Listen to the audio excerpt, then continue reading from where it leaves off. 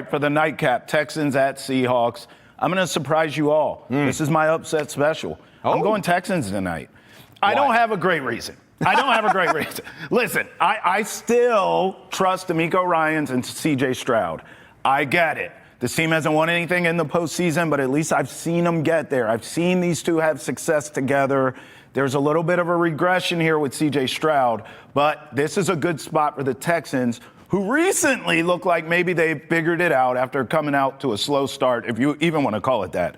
It was an atrocious start, if we're being honest. But lately, it looks like they've turned it around. I think this is a good spot for them. Go to Seattle against a good, not great Seahawks team. Tough building to play, no doubt. Monday night, all eyes on the Seahawks here. Everyone's already written you off and kicked dirt on your name if you're the Texans.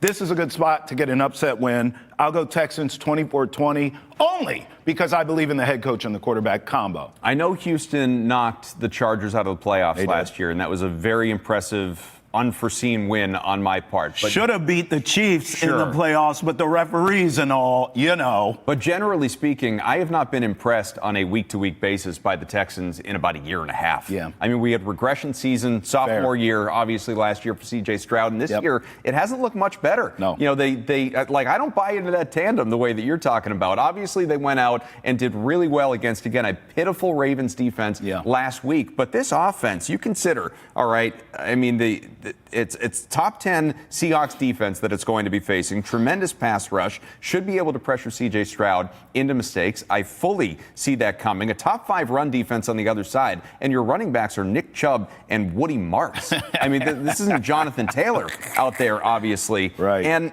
another thing that is at least worth noting, even if you're not fully buying in on Seattle, and this whole, like, trends are our friends until they're not kind of thing that I always like to say, small sample, very small sample size. Only 3 NFL games have featured Eastern or Central time zone teams playing a road game on the West Coast with a 10 p.m. or later kickoff. None of those covered the spread. Okay? So Seattle here in this one is a 3.5 point favorite, up from 1.5.